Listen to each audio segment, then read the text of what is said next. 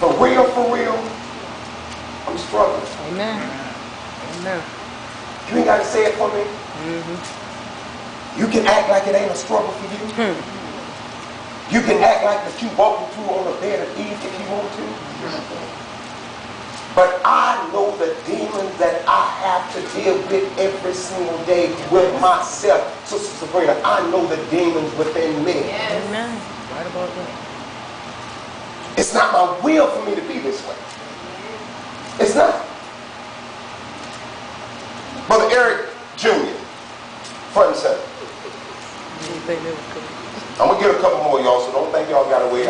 Listen, I got 29 more minutes. I'm glad I started 40 to 8.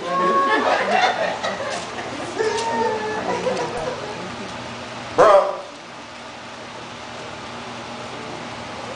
my granddaddy was a bishop. My daddy was a pastor.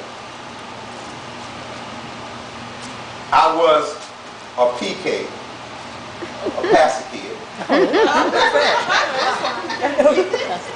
And there are so many things that, and I just want to know, I mean, I know you've never been in this predicament before, but I just, as a pastor kid, do you mind if I vent to you for a few minutes? Bruh, I want me a drink. I want smoke. I want to see what it is, how it is to party. I'm just being real. Yes, I was brought up in church. Yes, I was, man. I was brought up. But listen, I need to taste. I want to taste, take a walk on the wild side. How can you convince me not to take that road? Help me, Lord. Months ago, I probably would have walked away from it. He said he would walk. I was eventually is, I guess, speaking from a young man from that experience, growing up in church all my life, and looking on the outside and seeing that everybody else seemed to have everything better than I did. And I mean, that they seemed to have more fun and everything was going their way. They were like, so as you grew up, you tend to get curious and tend to try things. And again, speaking from experience, going out there doing those things, it comes back to realizing that home was better. I talked to my brother on the other day, and he made a comment to me that stuck with me. He said, "You look for God to be a magician and not a keeper." And when he said it to me, I thought about it because I said because of the situation, we look on the natural, we change things, and I mean, in our life, so we go try different things to try and keep it. We go try women, we go try drugs, we go try numerous of things, different religions and everything to try and keep it. But they can't keep us on the God who truly want to keep it. Like I said, you're gonna have them feelings for one, curiosity. Two, you're gonna have them because you wanna get away from things.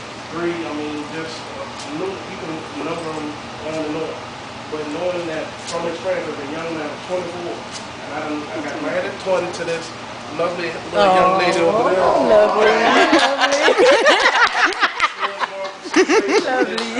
So sweet.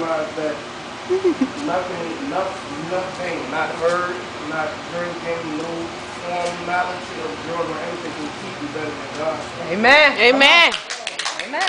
Oh, that's so nice. Good job. Good job. You see what happens when you are real. Amen. One thing about this, and we have to understand, and when I say when you're real, one thing, if we understand the struggle within ourselves, amen? Amen. I know this is just a scenario or whatever, but these are questions that their folk want to know. There are some people that want to ask these questions but afraid to ask. Come on. Amen. Amen. That's true. You're sitting out in the audience, this question that they just want to know, but they just afraid to ask. These are things that need to be addressed in the church. Amen. We're having revival amongst people that should have been revived a long time ago. Amen.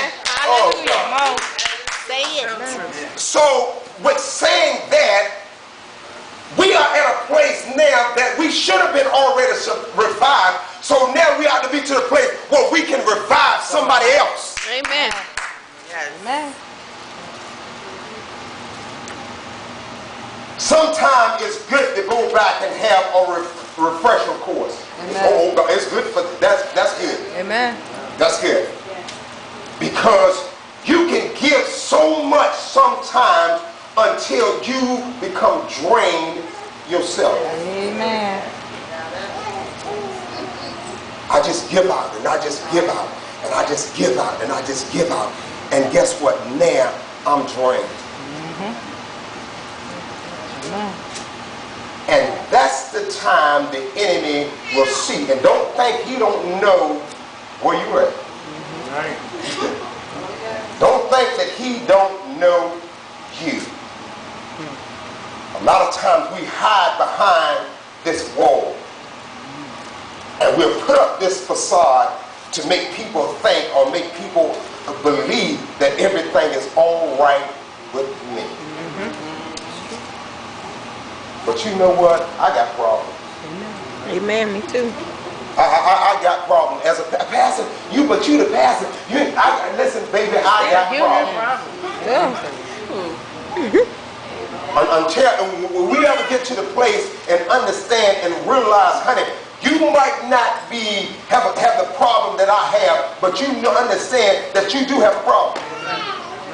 You do have a problem. You do have a problem. You do have a problem. Okay, so being that we're all here and may not have the same problem that it needs to be worked on, so let us work together. Amen. I pray for you, you pray for me, and watch God change things. Listen, there are some, man, when you come into church, we shouldn't come and just say, well, I just can't wait until 9 o'clock. Man, when we come in here, we have to be sitting so attentively to say, God, I need you to feed me until I want no more. God, I need to be fed. Amen.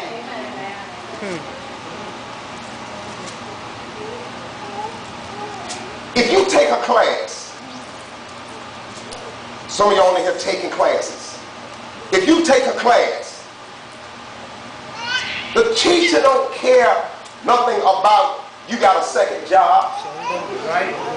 Show them. The teacher don't care if you got a whole house full of kids. Right. Show them. The teacher don't care if you work overtime and God knows your paper is due at 6 o'clock and you get off of work at 5 o'clock.